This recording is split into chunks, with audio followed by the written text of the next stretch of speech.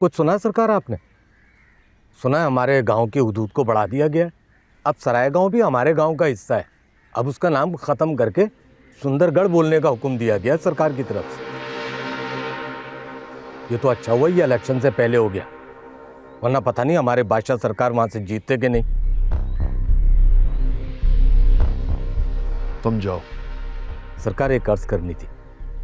वो मेरे मामे का बेटा वापस आ गया है, बस यही आपको बताना चाह रहा था। उसे बोलो पढ़ ले, हमारे पास उसके लिए कोई जगह नहीं। ऐसा ना करे सरकार, तो अपने घर का वाहिद कफील है। अच्छा, वाहिद कफील है।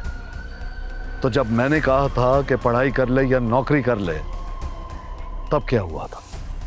सलाम के लिए हाजिरी चाहे सरकार। सरकार ये उसका आखिरी इम्तिहान था। अब कोई इम्तिहान नहीं देगा। ठीक है, बुलाओ उसे इधर। जी सरकार।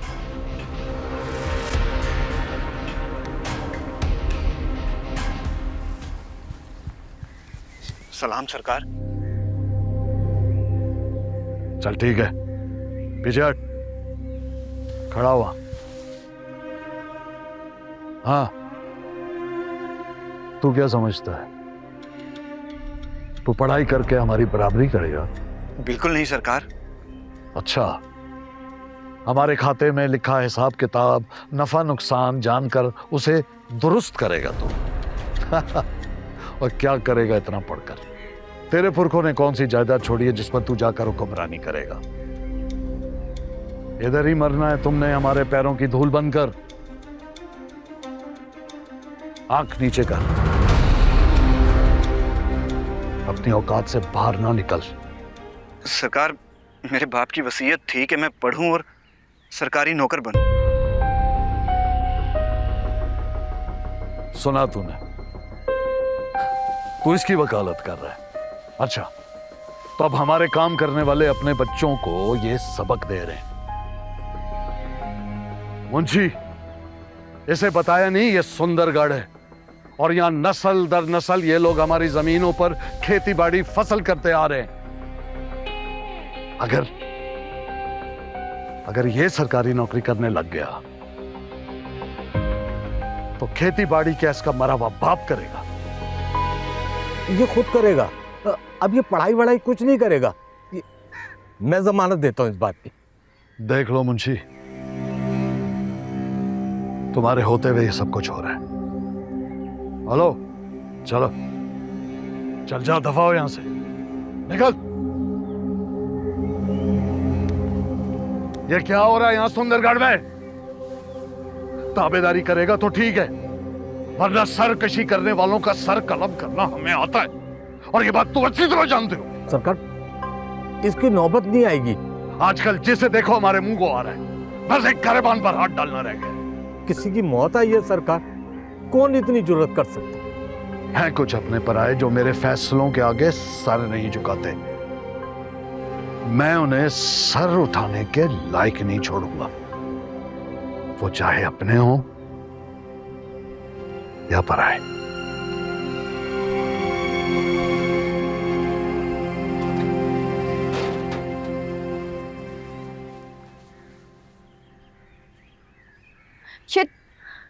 ये तो हमारे कपड़े धोने की मशीन है।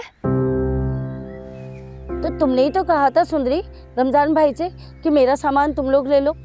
नहीं, मैंने ऐसा कुछ नहीं कहा था। ये तो बहुत बुरा किया रमजान भाई ने, सुंदरी का सारा सामान लूट लिया। ये तुम क्या हर वक्त हमारी दीवार पर टंग जाती हो? हैं? हम जाने सुंदरी जाने क्या सही है क्या गलत है। हाँ, और सुंदरी, तुम्हें मालूम है तुम्हारी और तुम्हारे बाबा की किताबें इन्हीं के बेटे ने बेची हैं 3 डब्बे वाले को। फिर मेरे बाबा की किताब, मेरी किताबें? हाँ, और तो और तुम्हारी माँ की तस्वीर भी नहीं छोड़ी, वो तक बेच डाली इनके बेटे ने वजन बराबर करने के लिए। आई बड़ी हमसे लड़ने वाली। सोच भी नहीं सकती थी कि आप लोग यूं करेंगे हमारे साथ।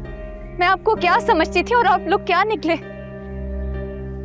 हमें क्या पता था कि तुम वापस आ जाओगी। हमने तो अपने आशिक भाई की निशानी समझकर अपने पास रख लिया सामान, मैंने तो सिर्फ बिजली का सामान उठाया था। कमरे का फर्नीचर तो वो सामने सब्जी वाला ले गया।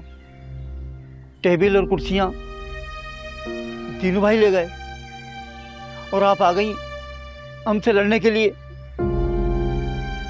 आप लोग इंसान नहीं, लालची गवार हैं। ऐसा कौन करता है कि किसी के घर का सामान उठाकर ले जाए? पड़ोसी तो अपनों से बढ़कर ख्याल रखते हैं। आप लोग तो चोरों से भी बदतर निकले। शर्म आनी चाहिए आप लोगों को। मेरे बाप का कफन भी मैला नहीं हुआ। मैं दरबदर हो गई। बजाय इसके कि मेरा हाल पूछने आए, मेरी मदद को आए, आप लोगों ने तो हमारा सामान ही लूट लिया। और आप वहां खड़े क्या देख रहे हैं? आए मेरे साथ मशीन उठवाएं।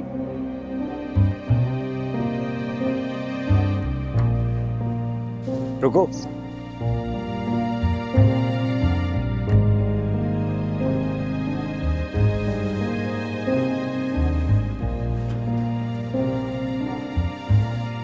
ये रख के जल्दी वापस आना। फ्रिज वगैरह भी यहीं से उठाना है। मर गए।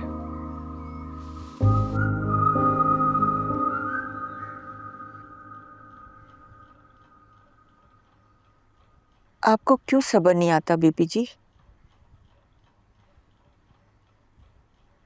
जो लोग जिंदगी से निकाल दिए जाए ना, उन्हें रो धोकर भुला देना चाहिए। भला किस्मत से भी कोई लड़ा है क्या? इंसान की ज्यादतियों का इल्जाम किस्मत को क्यों धर रही हैं? जालिम को ताकतवर सिर्फ इंसान की बुरी किस्मत ही बनाती है।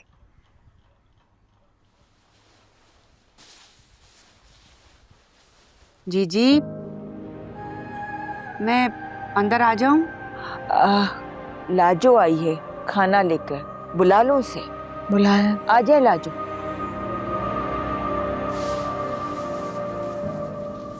लाजो इधर आ।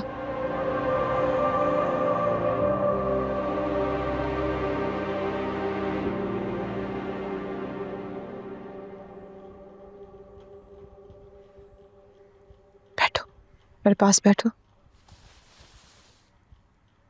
सुना है तुम्हें गैब का इल्म है, फिर तुम्हारी दुआओं में असर कैसा होता? मेरी दुआ में असर है जीजी? हाँ, बादशाह कह रहा था वो तुम्हारे दम से ठीक हुआ है।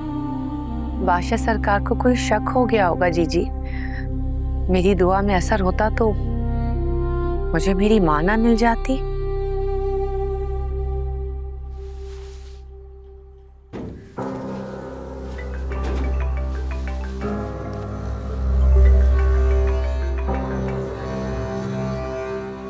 सलाम दाजी। दफना दिया उसे? जी। कहाँ? सिराय गांव।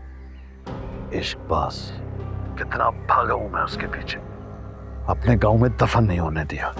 कुदरत ने उसकी कब्र को सुंदरगढ़ में मिला दिया और तुझे भी अकल नहीं आई। जाकर करीब वाले गांव में दफन कर दिया। 3-4 गांव छोड़कर नहीं दफन कर सकता था।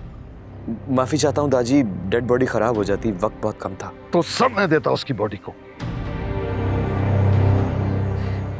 बेटी कहाँ है उसकी? जी उसी को छोड़ने के लिए आया हूँ। उस लड़की को ठिकाने लगाकर तू अपने काम पे निकल जा।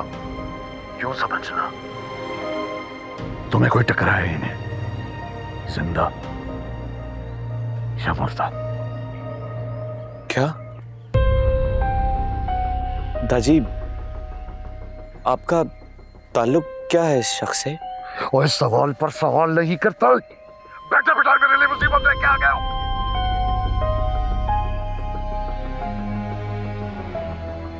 तुमने आशिक अली का नाम तो नहीं लिया बादशाह के सामने?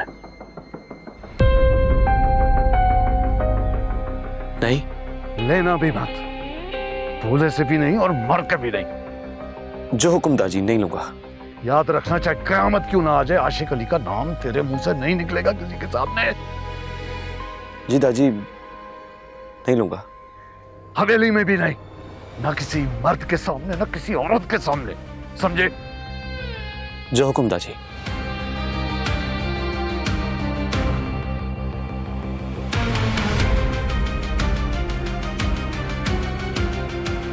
आप कैसे जानते हैं उन्हें? मोहसिन है मेरे, बड़े एहसान किए उन्होंने। मेरी जिंदगी में जो भी है ना, उन्हीं का दिया हुआ है।